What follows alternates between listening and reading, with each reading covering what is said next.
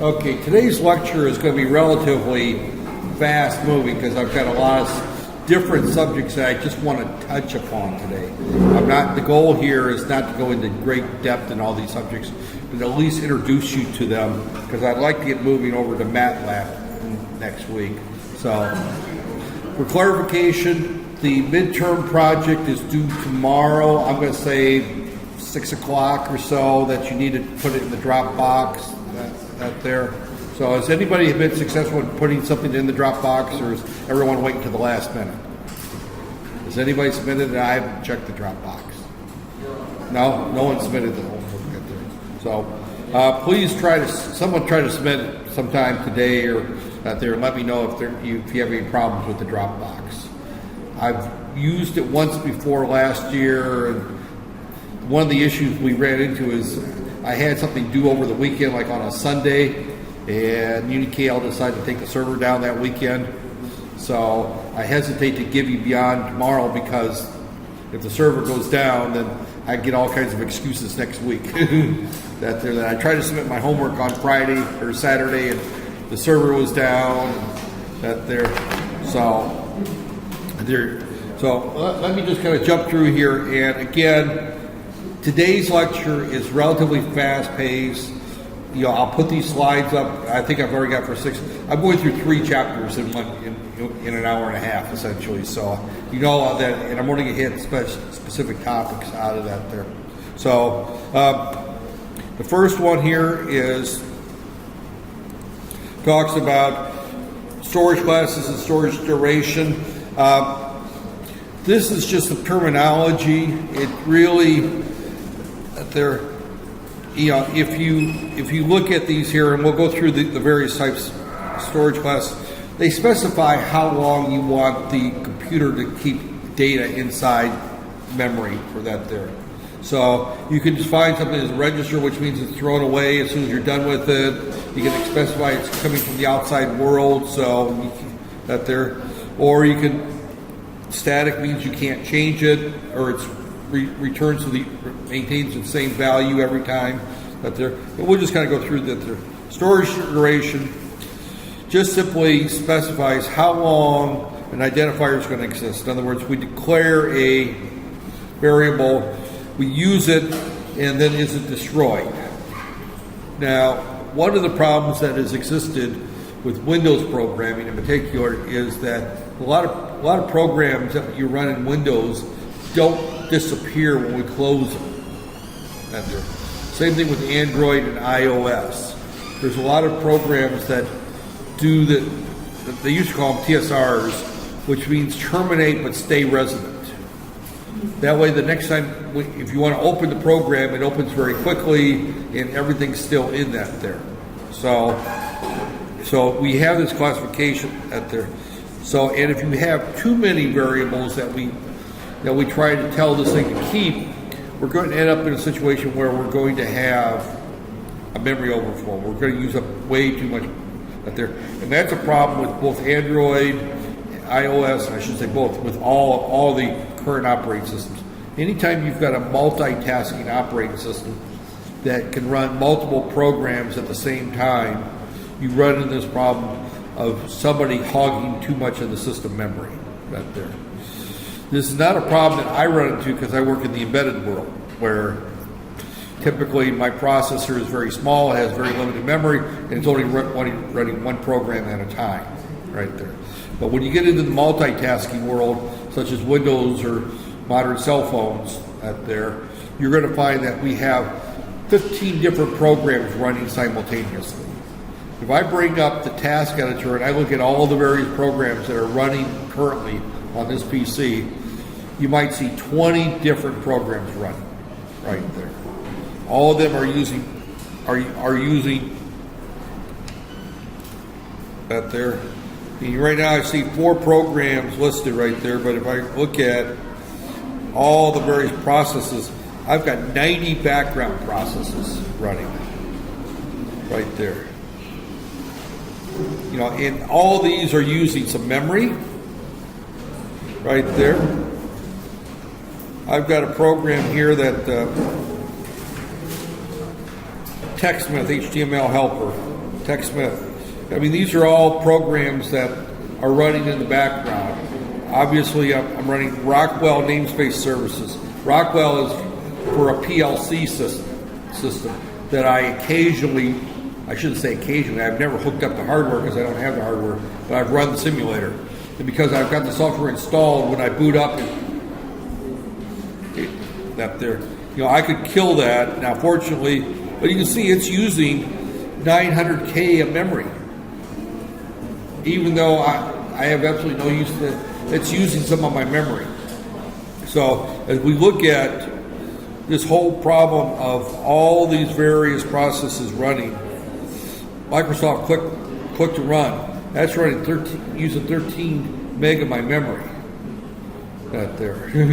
So as you can see, Windows is a memory hog right there. And anybody who's ever tried to run Windows 8 or even Windows 7 on a computer with only 4 gig of RAM knows what I'm talking about. It runs slow at times, right?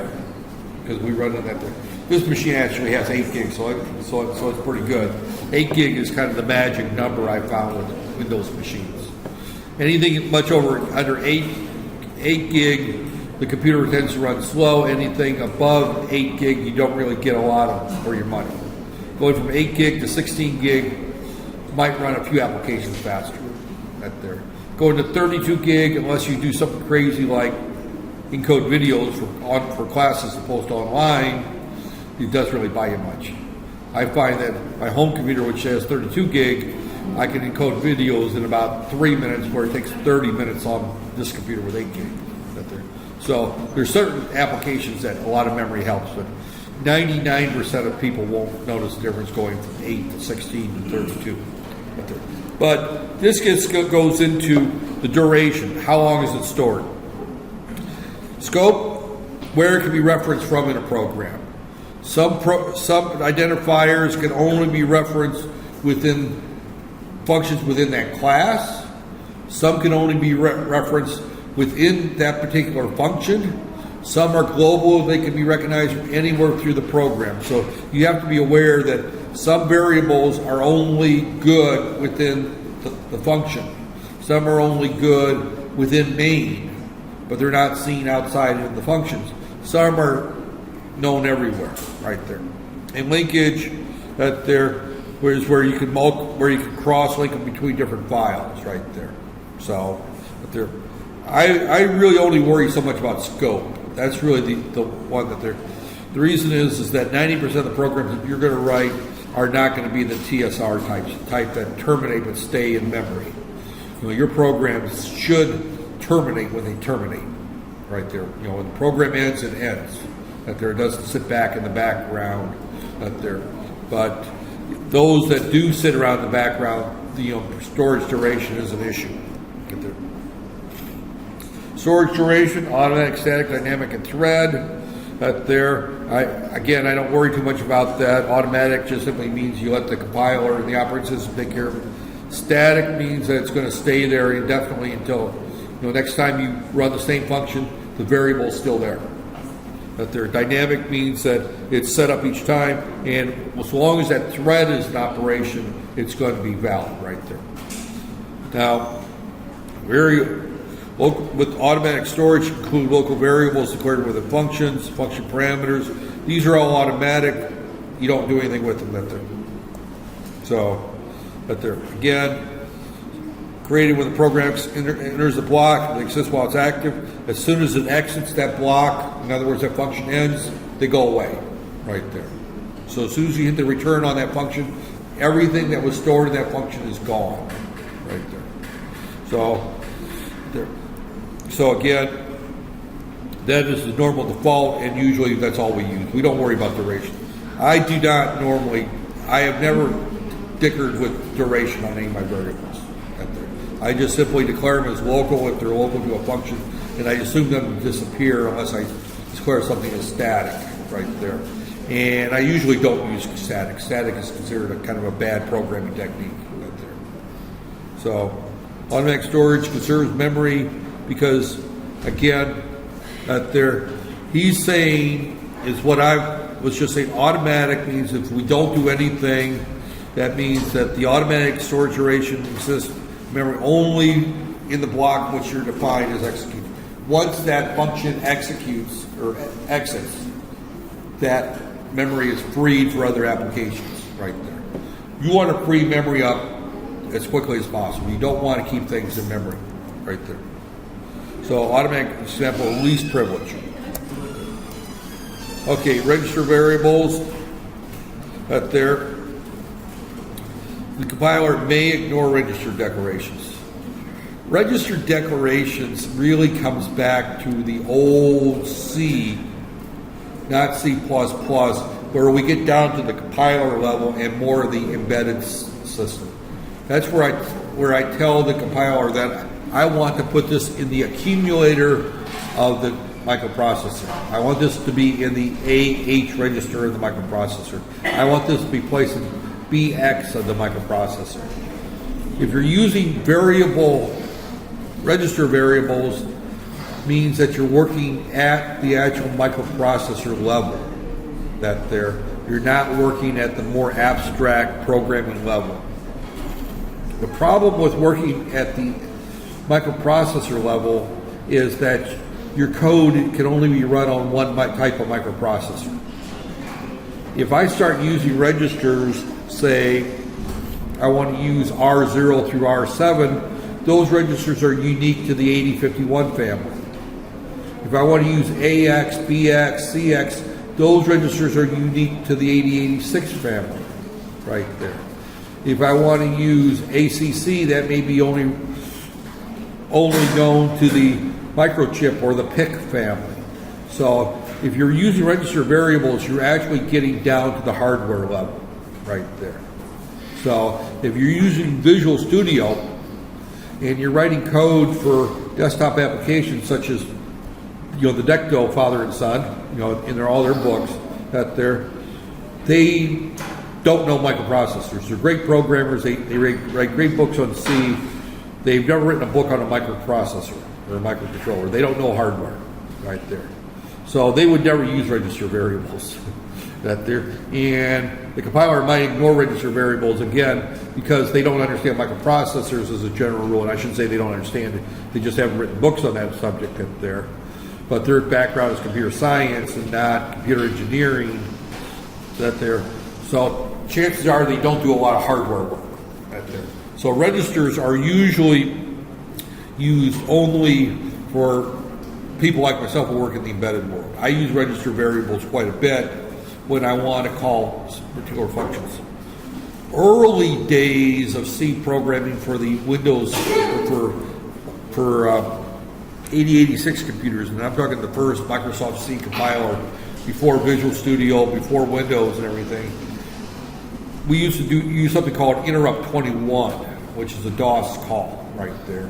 And we would load all of our registers up with particular values right there. And then we would call int21, which would then generate an interrupt to the DOS operating system and call a function from the DOS library. I don't think you can even use interrupt 21 anymore. I don't think it's even available, but it's probably been, I'm going to say 20 years since I've used interrupt 21 right there. So again, register variables are not used at there. So again, can be placed before automatic at there. He points out high-speed registers are, that it speeds things up if you know things want to go into a register. You're telling the compiler that you want to stick this in some place where it's very fast to get at. That would come from a software person, not a hardware person. A hardware person would use registers to set up things such as counters, such as where we're using the hardware features there. So again, registers are used more for embedded there. Often registers there, again, you don't need it for today's modern compilers to speed things up. The compiler is going to speed things up on its own. It's going to optimize the code. Okay, external and static, there. Gets execution there. Again, once it's initialized, a variable is initialized once it's declared. These are kept even after we leave the function. Next time we come back, whatever its value was previously is still there. So that keeps the value from call to call. It's really not a good idea to use a static. So that there, and I've seen programs that do it, but the major reason you would use external or static, and again, that there is if you have a function that you want to keep track of something every time. Normally, if you're going to do that, I would just declare it as a global variable at there, where it's known throughout the program. Okay, again, static local variables at there retain their value when the function recalls at there.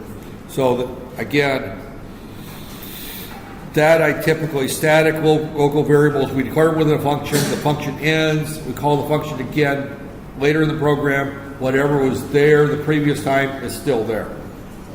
Normally, every time we call a function, any local variables in that function are freshly initialized. We have no idea what their values are. If you declare something as static, it means it retains its value from call to call, right there. Again, I'm not going to give you a lot of examples of this. This is all terminology today, right there. Scope, right there. These are the portion of the program where identifier is the scope. Scope is very important out there.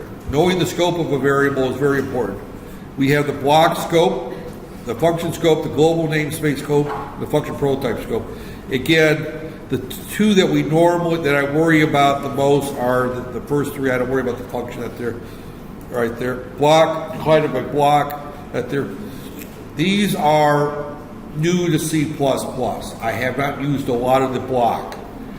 This is, for example, I made the comment about I learned something new about declaring a variable within a for next statement, where I can say int I is equal to 0, I less than 10, I plus plus, and I declared I, that int, inside that for statement, right there. That's a block scope, right there. In other words, that I is used only within that for next loop, and then it's gone, right there. C, as a general rule, does not allow block scopes. And this is something new to me. How useful it is, I don't know yet, because I have yet to use it for a real job. But the block scope means that we've declared this within just that particular block, right there. The inner blocks is that they're not, they're local variables, of course, static still have the same block scope that they're. So again, that's just simply the. That there, it's new. I really haven't used it that much. That there. Avoid variable names that hide names and outer scopes that there. Okay. The function scope is the one that is most commonly used. I declare variables within a function. They're only known within that function. That there. So labels anywhere in the function they can be seen, but once that function, I'm outside the function. Can't use those variables right there. And that includes main. Something declared in main is not seen in any other function in the program right there. So function that there. So as a general rule, you try to use local variables as much. And another word for function scope is you'll hear the people talk about a local variable. It's only known within that function right there. Global means it can be declared anywhere. I mean, it's seen anywhere. Now, generally, these are placed at the top of the program before any of the function declarations right there. If you have a variable that is global, any function within your code, including main, can see it and change it. If it's a local variable and within a function, it can only be seen and changed within that function. Those are the two major scopes right there. The two major scopes are local or function scope and global. Those are the two main scopes that you need to be aware of right there. And again, function prototype scopes, I'm going to just skip over that there. So here's an example. X is a global variable. Notice that it's declared outside of main or any other function right there. Now here is an interesting problem. This is a conflict. I consider this a true logic programmer error. Right there. We declared X as a global variable, then we declare it as X as a local variable, and then name. Same variable name. Now what happens here is, here I'd have another block. This is a block of code right here, and I declare X a third time. So now I've got 3 values of X. I consider that a logic error because you cannot get your head straight keeping track of this if you start reusing names. You will go completely insane, and if you were in the United States, you would probably go buy a gun and start shooting your coworkers out there if you started doing this kind of stuff in coding right there. This is an example of the worst programming that I've seen right there. But he's using it as an example right there. Well, he's got 3 variables, all with the same name. And you have to look at where I'm talking about X. If I'm talking about X, anywhere in the code outside of main, it's equal to 1. If I'm talking about X within main, it's equal to 5. If I'm talking about X within this little block, it's equal to 7. So what is the value of X? It depends where you're at in the code. At there. And keeping track of that as a programmer is, it's a prescription for a early trip to the, I don't know what they call that, Hospital Gila here, that there. I used to work at one of those places out there. It was a good introduction to programming, working at a state mental institution out there. While I was a student, I worked part-time at one of our state facilities for the mentally challenged right there. Out there. I should say, I think probably the better term is reality challenged. Right there, right there. So, but you can see where your context with reality would shift if you had to keep track out there. It'd be like, I'll just give it another example. My name's Iskandar, right? I converted to Islam just about 20 years ago, right there. I converted when I was living in Johor. Out there, when I lived in Malaysia, 20 years ago, I converted to Islam, and I assumed a Muslim name, Iskandar. He was the Sultan of Johor at the time, and not like a good name. I just picked a somewhat random name right there. But my name is Iskandar. I went back to the U.S. and I went to the court and I legally changed my name to Iskandar. The reason I did that is very simple. I'm a lazy person. I don't want to remember when I'm in Malaysia, I go by the name Iskandar. When I'm in the U.S., I go by the name Roger. That was my old name. When I'm filling out government forms, such as immigration paperwork, bank accounts, I have to revert back to the name that's on my passport, right? The name on my passport is my legal U.S. name because the U.S. issues it there. If I had not changed my name to Iskandar in the U.S., I would have, my passport would be under the name Roger, so therefore all my bank accounts and everything would be under the name Roger here, but then when I interact with people, I use the name Iskandar. I have 2 different names referring back to the same person, right there. Here we've got one name referring to 3 people, right there. We've got 3 versions of X, all called X, but depending where they're at, they have a different value. I had one person, but depending where I was at or what transaction I was doing, I had 2 different names. How confusing is that going to get? Do I use Roger here, or do I use Iskandar here? That there. By changing my name to only having one name, I eliminate that problem. That there. Now I know that a lot of Malaysians, I have a lot of trouble with Malaysian names because you've got 4 names there, and usually the person goes by a subset of one of the 4 names. Right there. So a woman's name might be Siti Noryati, something or the other, Binti Muhammad, whatever, and she just goes by Yati. That there. And I look at that name, and where do you get Yati? Oh yeah, it's right there under the last part of Noryati is Yati right there. That there. So it's one of that there. that's why I have a lot of trouble with names here, is because people go by names that are not obvious looking at the name as an outsider out there. And what's even funnier is I find people with the exact same name, but they go by different subnames within the name right there. So again, we're looking at this right here. Here we have, in the same program, we have a local variable, so now we've got 4 versions of X going right there. So as you can see, that there, so we've got all kinds of, this is, as you look at this right here, he's got global X is 1, local X is 5, local X in the interior scope is 5, going back to the outer scope is 5 again, and then we go into a local function, it's 25, but we change it to 26, that there. Keep your variable names unique, right there. Don't reuse variable names, right there. It will get you so much headache, right there. And this is just an exact example. It's a good example of showing the scoping, how it works, but it also shows how not to program, right there. Okay, function call stacks.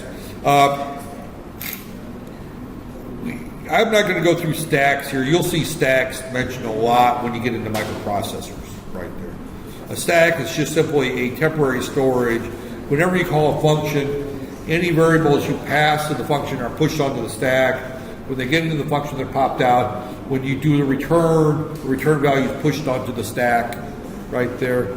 Again, the only thing to keep in mind that the more we call functions, the more the stack is used. And the stack is finite in size. It's limited right there. So calling a function many times can create what's called a stack overflow error right there.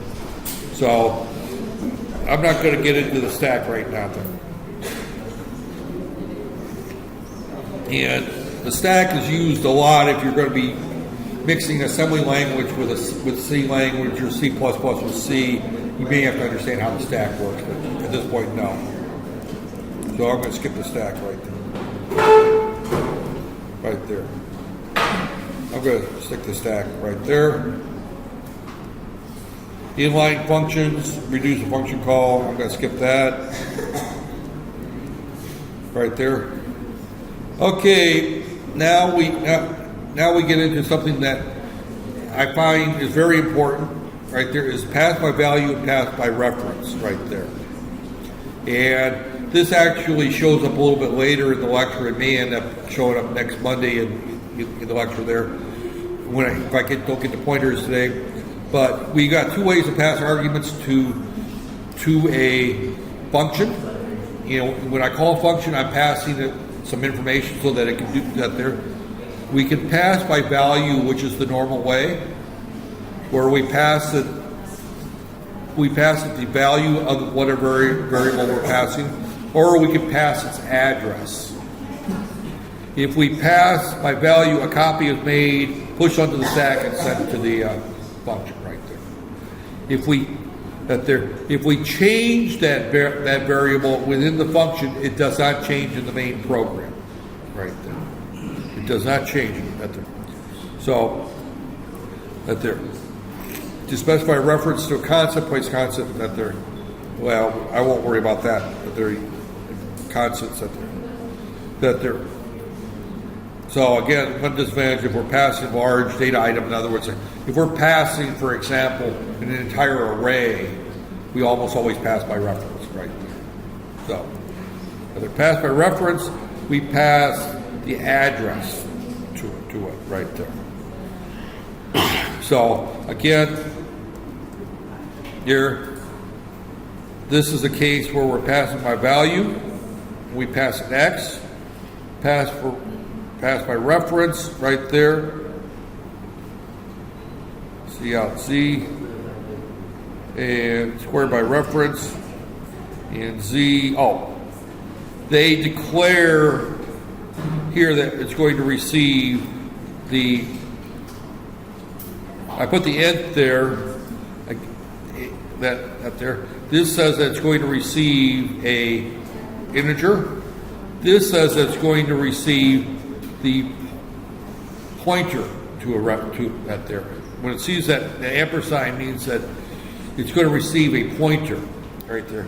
So we're going to send it Z, but because this has got the ampersand, when it receives Z in the function, it knows that it's getting an address.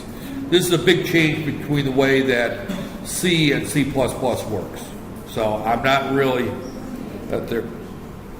So here we have int, and we return the number times itself. Here we're receiving an address at there and number reference at there. The only difference between these two, and this is actually a lot easier than the old version, right there.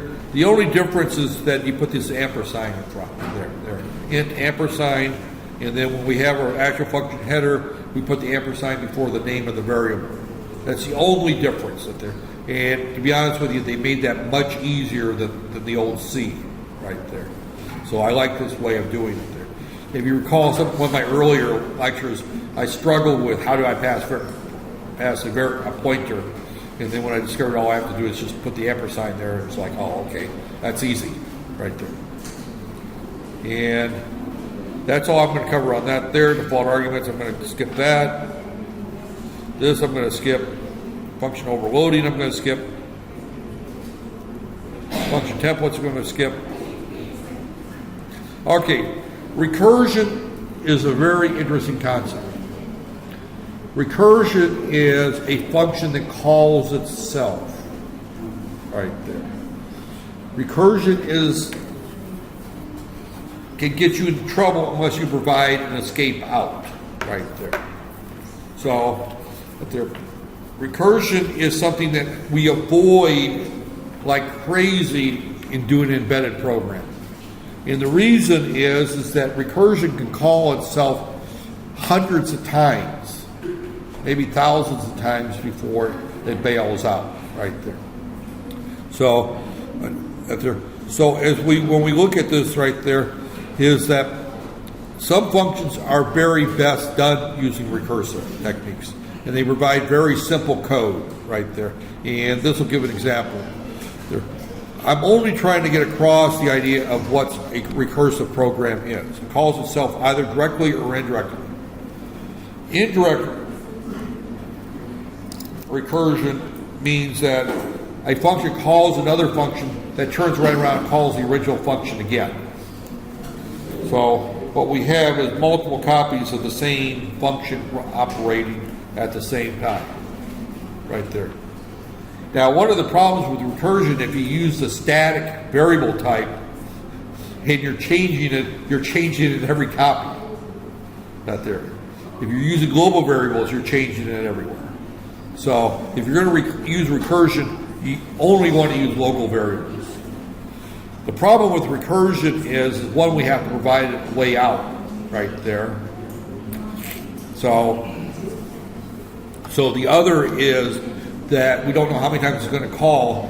If we had this thing that I skipped over called the stack, every time a function calls another function, it pushes stuff onto a stack.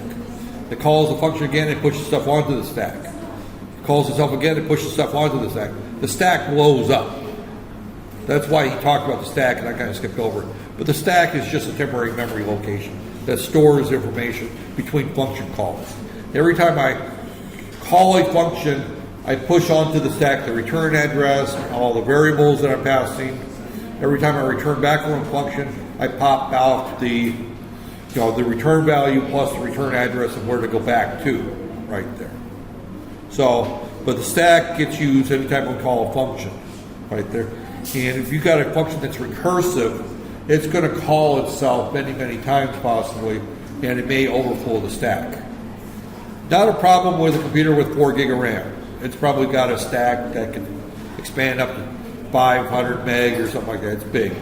You got a processor with only 16K of RAM, the stack size gets to be a problem right there. So, but this is just kind of an example right there. Many of the base cases writing the recursive correctly does not cause that they're usually a stack overflow. In other words, what he's talking about here is you don't provide an escape path.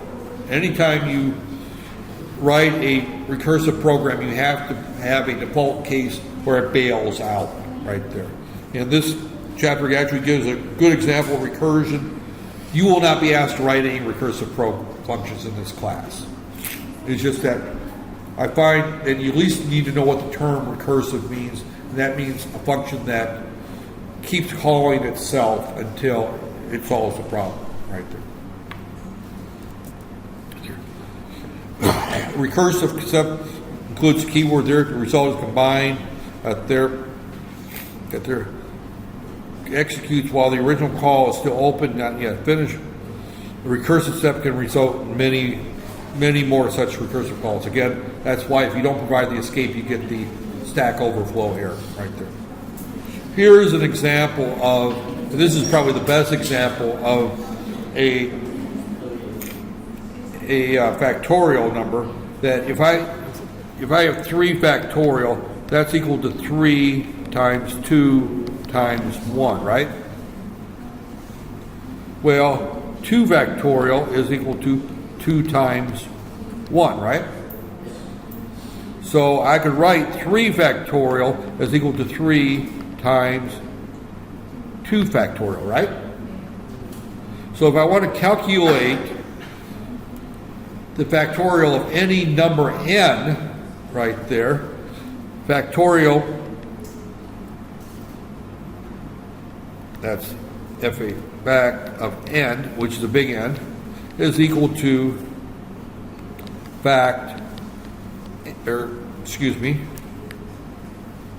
I'm about ready to make a mistake here, n times factorial n minus 1, right? Right there. So if I wrote a function that said right there that calculated n factorial, and I just simply said that there, and also keep in mind that 1 factorial is equal to 1, right? That's our escape path. We have to look at our escape path right there. Right there. That's our escape path right there.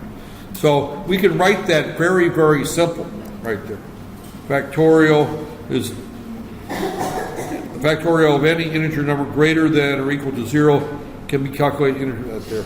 I think 0 factorial is equal to 0, so that there you would return that there. So again, we're looking at right here, n factorial is equal to n times the factorial of n minus 1. So that the factorial is going to be equal to 5 times 4 factorial. Well, 4 is 4 times 3 factorial. Factorial 3 is 3 times 2 factorial. Factorial 2 is 2 times 1 factorial. Factorial 1 is 1. Right there. So, again, what we're going to do right here, again, this is showing this right here. So, again, we're going to go through here and we're going to escape when we get to 1 right there. Our function is going to look like this right here. This is our function. It's fairly simple right there. If we want to write a function to find the factorial, if number is greater than or less than or equal to 1, return 1 right there. Okay, he's using 0 factorial is equal to 1. I think that is correct, yeah. But there, 1 factorial is equal to 1. Else return number times factorial number minus 1. That's our entire function for writing, for calculating the factorial. It's a recursive function right there. So if I want to find the factorial of 529, it's going to call this function 529 times right there. It's just going to keep calling it right there. I remember one of the examples we had is you've got a game right there where I want to move these 3 blocks to this peg here. Well, the way I move that is I move this one to here, and then I move these 2 to at there. So I write a very simple function where I move that there, but then I want to move these 2 over to here first. Well, the way I move these 2 is I move this one over here, move this one here, that there, and then I move that one there, and then I move this one here, and then I move the big one here, and then I move that one there. But there's a very neat little recursive program that I could give this 20 disks, and it will tell me step by step how to move each disk to solve the problem right there. But it's a recursive function right there. So the only thing I want to get across with this particular discussion is what recursion is right there. And this is a good example of what recursion is right there, is factorial. There's many other cases that we can use right there. Okay. The recursive Fibonacci numbers. Again, this is a Fibonacci number is a series that there. So, in other words, Fibonacci 0 is equal to 1, Fibonacci 1 is that there, Fibonacci n minus 1 plus Fibonacci n minus 2. These are the sums of the previous two numbers in the series right there. So we start off with 1, and then we end up with 2, and then right there. So again, we end up with this whole list of Fibonacci numbers, and you can see as we go through here. So it's here, Fibonacci 2 is these two added together, Fibonacci 3 is these two added together, Fibonacci 3 is these two, 4 is these two added together, 5 is these two added together. So we've got this whole series, and we can keep carrying that out. Fibonacci numbers are that there. Again, it's a recursive type function right there. And that's all I'm going to say about this chapter. Now I'm going to jump to my next chapter, which is 7, right there. And right there. Again, I'm just going to hit the first couple of things in this chapter. One is arrays. We will come back and look at arrays in a lot more detail in MATLAB. So I'm just going to introduce the term and what it is. How am I on time? I'm probably not going to finish my whole 3 chapters I talked about finishing today. Okay, array, again, you have to bear with me. Arrays are declared differently in C++ than C. So I'm going through the C++ definition. MATLAB uses closer to the C definition, so arrays are in the standard C class library. There's a template for arrays.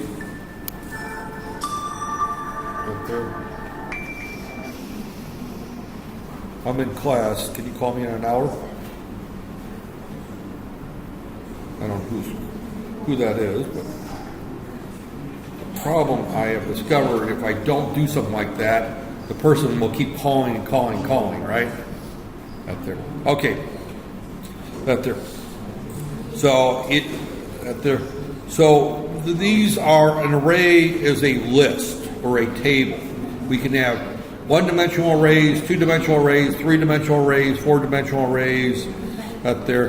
But they're going to be used to store a table of values.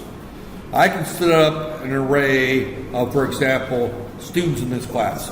And I list every student by name. And student 0, it's going to be this person, student 2, and I can list his names, right? The names of them. I could list another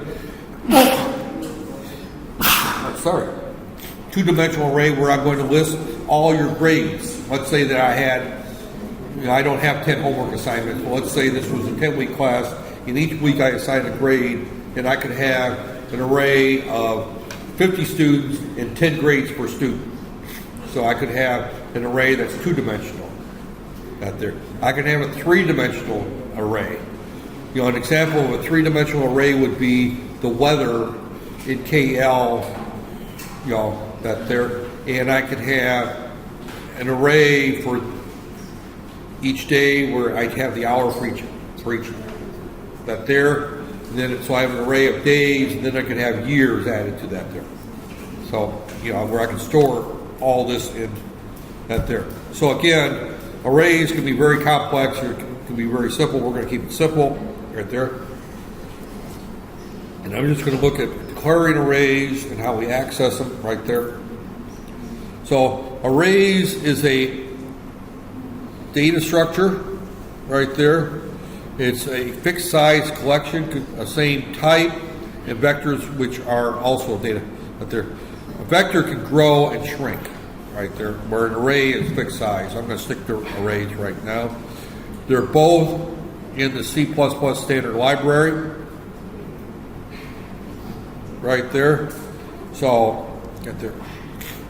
So again, what we're declaring right here is when we look at an array, it's going to be a list, simple list right there. And they give an example here. Let me just jump to the example right here. This is an array called C, and this is of type integers right here.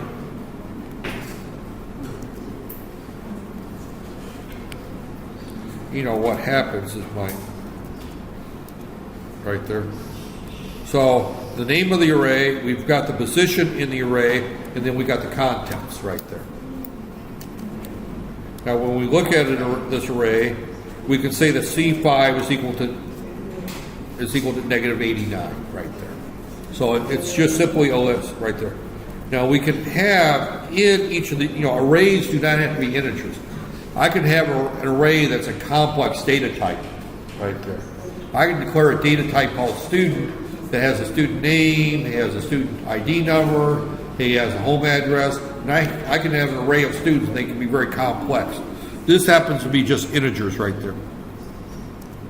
My pen is doing its thing right there. And I keep taking it right there.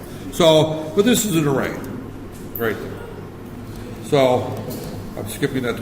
Declare an array, you use the keyword array, you tell it inside the less than and equal greater than signs what the type is and how large the array is right there. Again, notice here, this is completely different than the way this is done in C++ and MATLAB. Completely different right there. Now, if an array is of a enumerated type, we talked a little bit about enumerated types earlier, and this is still not doing its thing. All right, I can't write. Right there. So, So again, we have the type and the size. It's easier to see this right there. This particular program declares an array right here.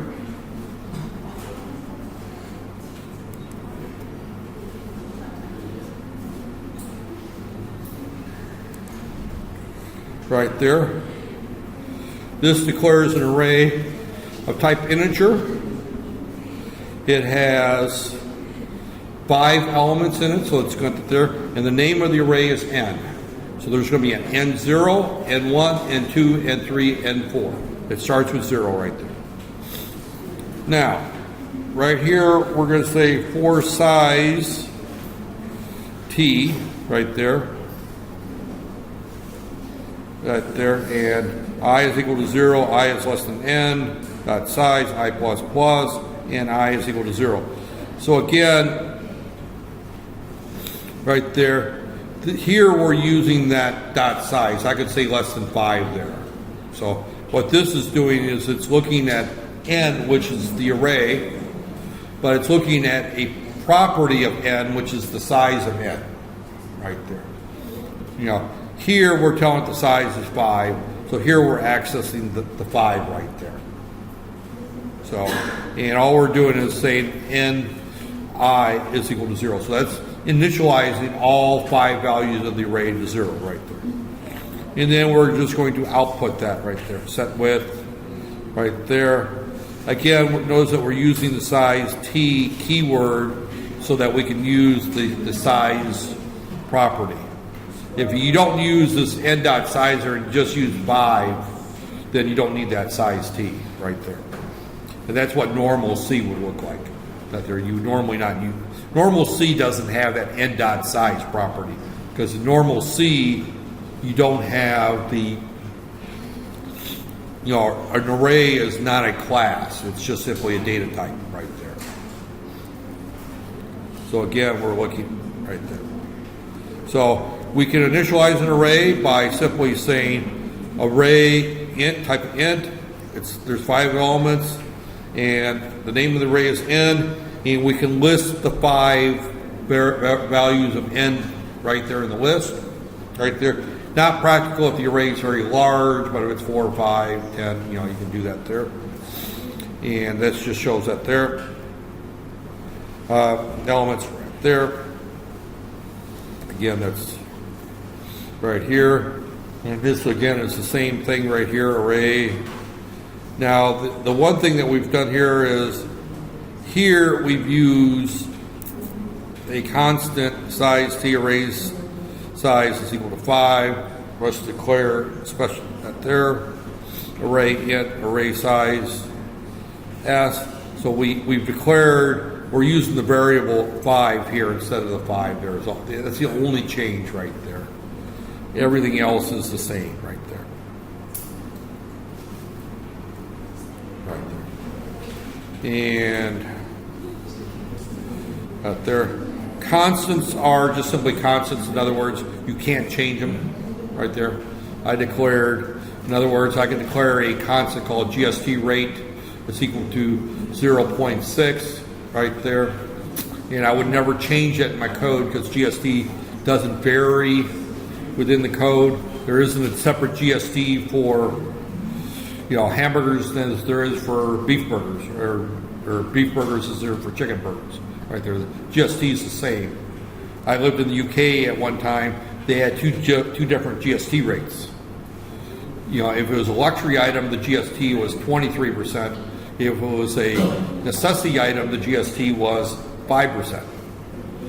So, and it got very confusing because if you went to the store and you wanted to buy batteries, and if the batteries were for a radio for playing music, that was a luxury item. But if they were for a flashlight, they were for a necessity item. So nobody bought radio batteries.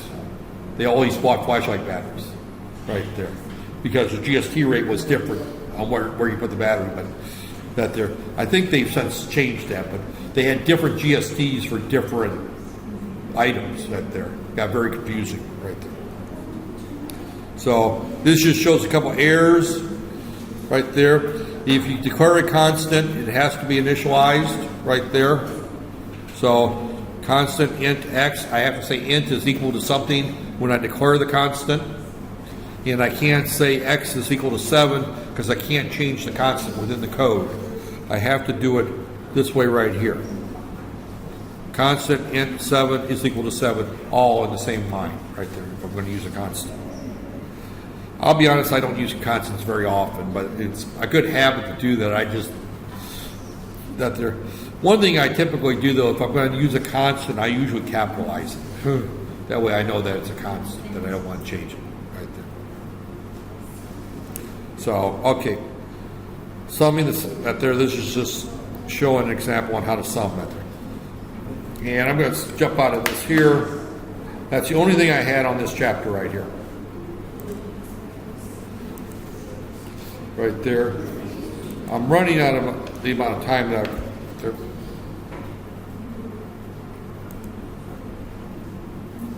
Oh, that's 6. I don't 6. Okay, chapter 8, and I guess I am going to get close to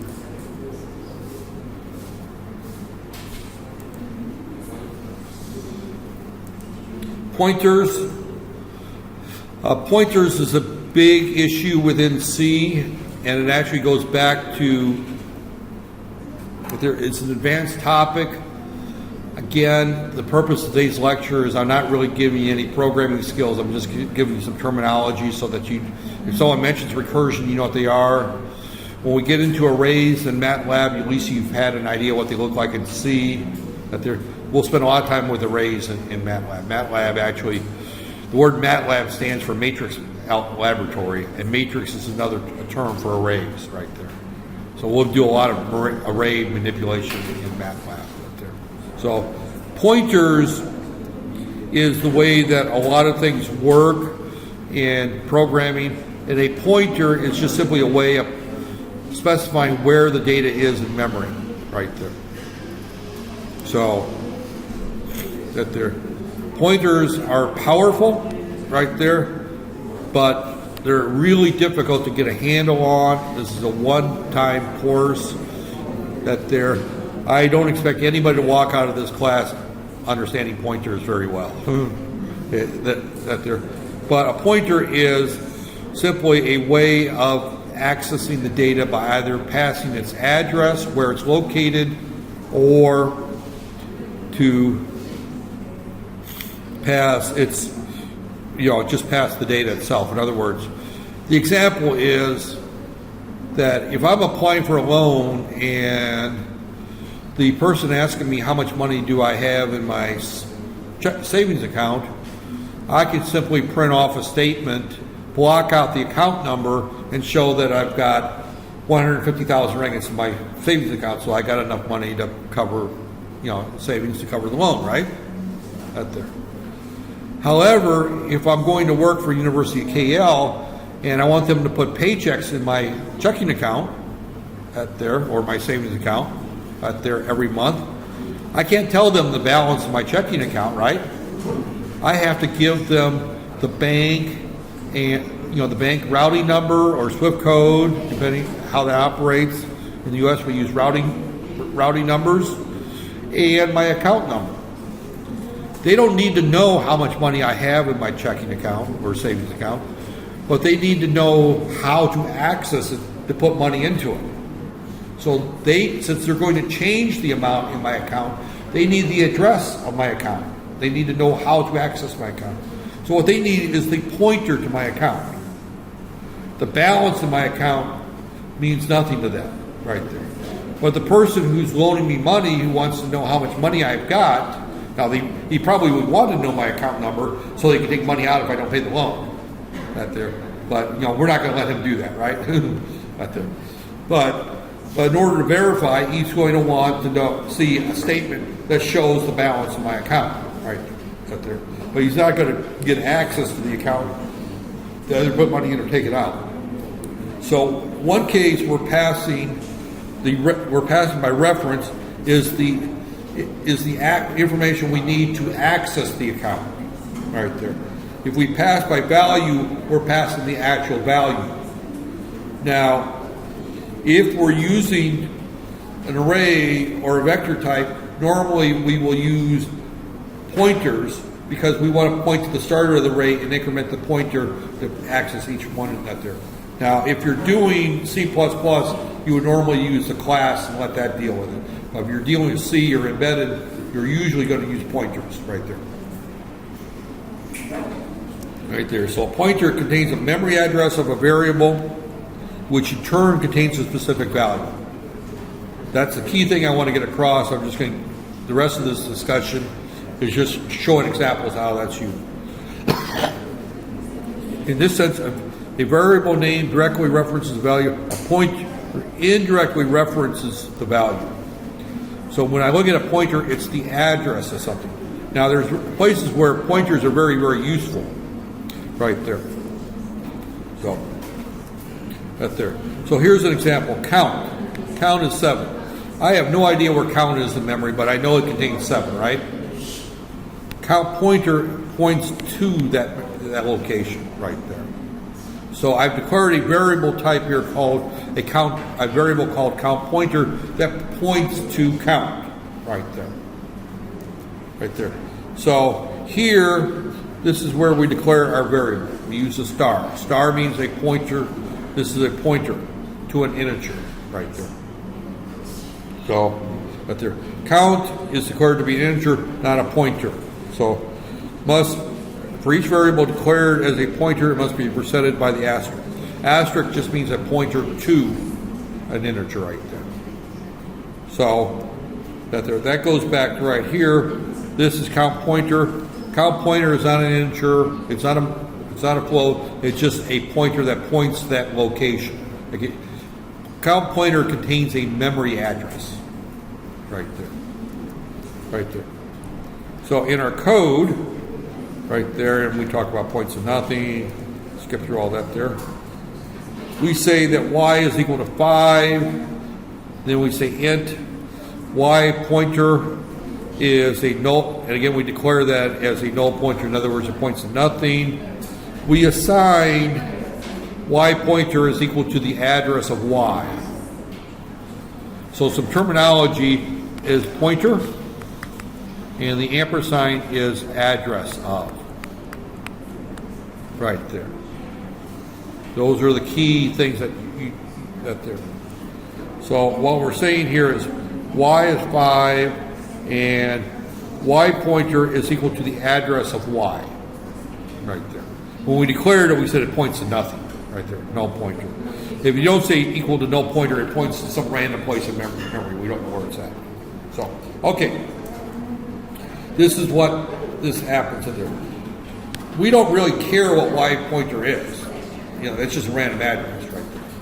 But we know that it points to y. Right there. So again, right there. So again, we're looking at y pointer, and this is memory location 6000 right there. So going back to my bank example, this is account number 6,000 or 6 million, and it's got 5 ringgits in it. You know, this is the ICOL student on the 26th of the month, right? Before you get your allowance, right? It's got 5 ringgits left in your savings account. And then hopefully next day they put another 500 or whatever your allowance is, 300. I don't know what it is out there, but hopefully the next day this number changes. So, but again, what we're looking at is that y pointer is someplace in memory. We don't care where it's at, but it contains the address of y right there. So again, using them right here, this is just an example code, and I'm going to kind of wrap up with this discussion right here. Because a is equal to 7, a pointer is equal to the address of a. Right here, we initialize it to the address of a. Right there, the address of a is equal to the address of a. The value of a pointer is a pointer. So that those two are going to return the same thing. Right there. The value of a is equal to, you know, we're going to output a. And the value of a pointer, that the contents of that address is right there. So this is, say, this right here, it says the contents of what a pointer is looking at. Right there. Right there. So when we run this, where's our...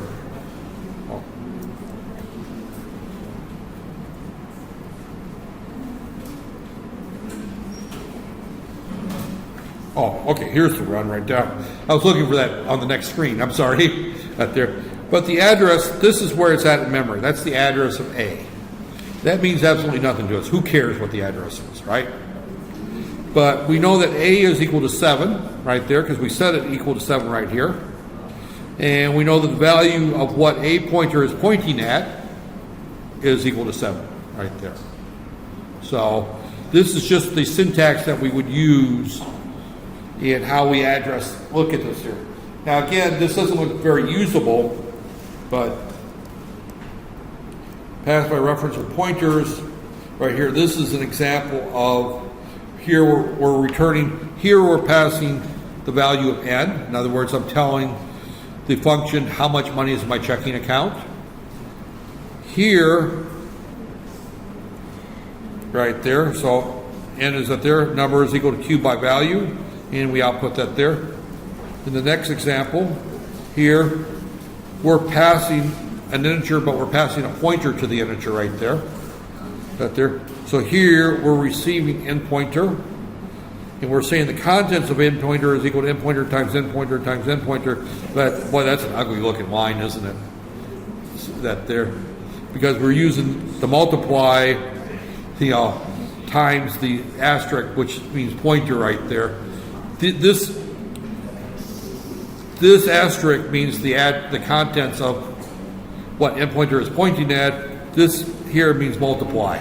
So we got two asterisks there that do two different things right there. But we're returning this back. We're changing the value of n pointer in the main program. And the reason I can change the value of n pointer in the main program is even though I passed as a variable, I pass the address and I'm changing the contents of that address right there. So, in other words, I gave you my checking account number so you can put money into my checking account.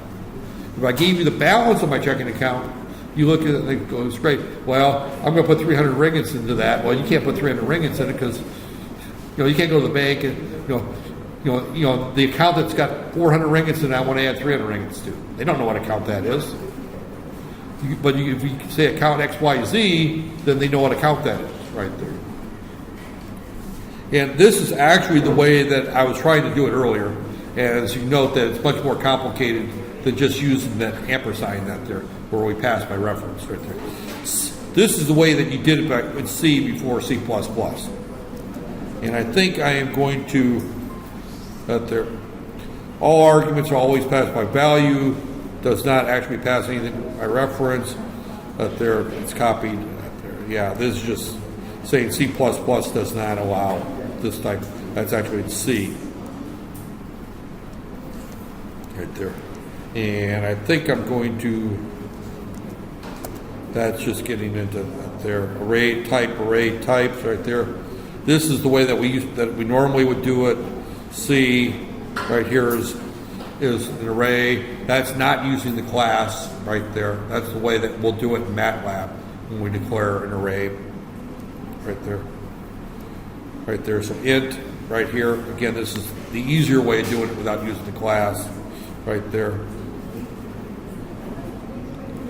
Right there. And if you leave that empty and you put 5, that automatically assumes 5. Right there. Passing built-in functions, again, right there. And I think, again, this is getting right there. I think I am going to, actually I did pretty well. I got through all the important parts of 3 chapters in a little over an hour. I said an hour and a half right there. I'm going to kind of wind up C at this point right there. Next Monday, I'll meet the classes as normal. There's no holiday next week. It's the week after we've got a holiday, right? Yeah. Okay. So next week we'll meet the normal. We'll decide on Wednesday. We might meet up here on Wednesday, or we might meet in the classroom. I think next Monday we'll definitely meet in the normal classroom on Tuesday, because I want to get you in on the MATLAB just to see what it looks like and feel with it. So finish your C program. This will be the last time we're using C for right now. You might see it again on the final project. The final project will probably have a C portion and a MATLAB portion right there. So with that said,